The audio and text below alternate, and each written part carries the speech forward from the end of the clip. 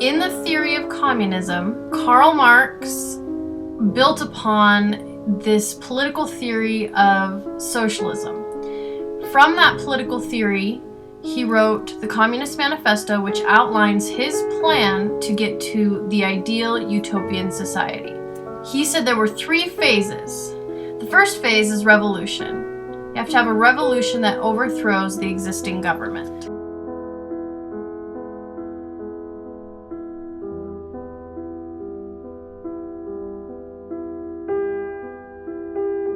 Second phase in communism is that you have a leader who collectivizes. That means they take everything everybody has and puts it all together.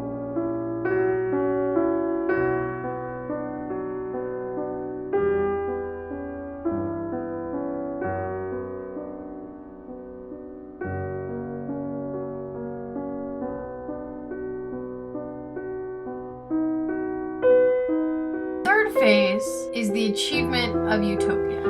Now, in history, the third phase has technically never been completed. This would be where everyone has everything in common, you know, everyone is equal, and they share everything together.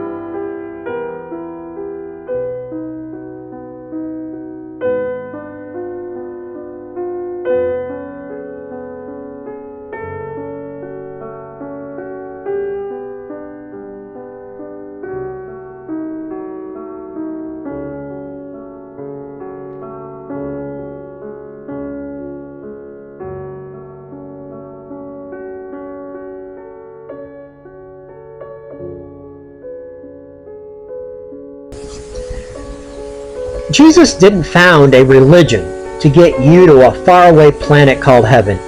His gospel was that if you will become perfect, sell all you have, give to the poor, seek first the universal society, what he called the kingdom of heaven on earth, where the poor are blessed, the hungry are filled, and the righteous share all things in common. Karl Marx was a latecomer. Jesus already preached the communism of love. We just have to figure out what it means for today without a lot of superstitious baggage.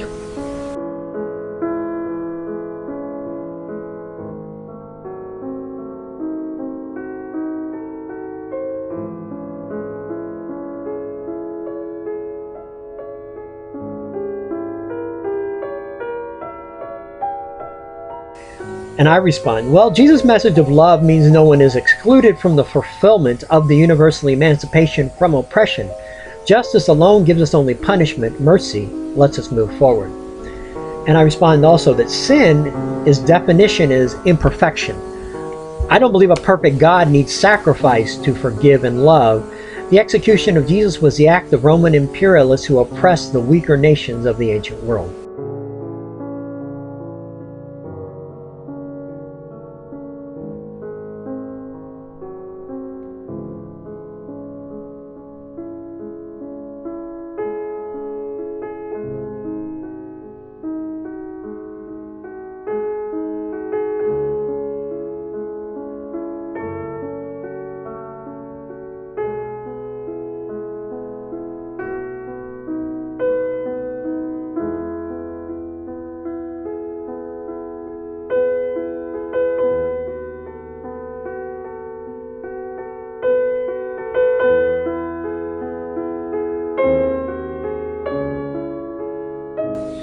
But what really I want to sort of emphasize there is that I moved to live with a commune because I believe so much in the message of Jesus of caring for the poor and sharing possessions and wealth. And from that, I began studying the work of Karl Marx. I began studying the work of Pierre Kropotkin, who was a famous anarchist communist, and others, and came to the conclusion that communism was the fulfillment of what Jesus was talking about.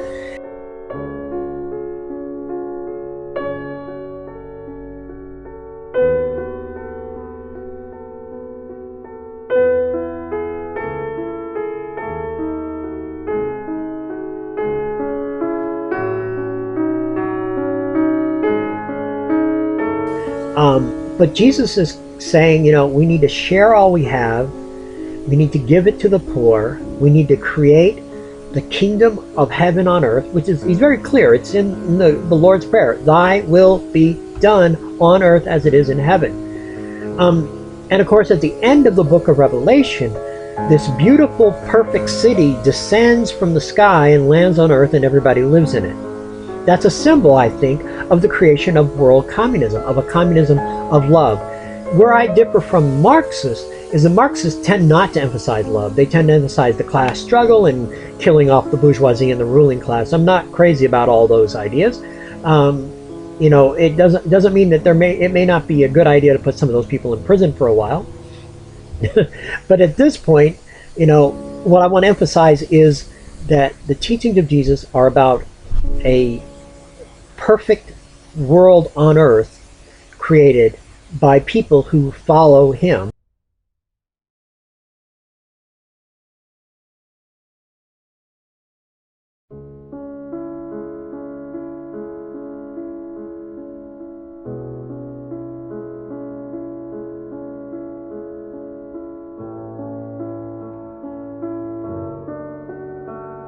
This idea to me that, well, communism is a voluntary thing, I don't buy it. It wasn't voluntary. Jesus said this is the way it's got to become, and my word, my teachings, my gospel will spread around the world, and eventually it will come about. And what will come about will be the kingdom of heaven on earth, which I call the communism of love.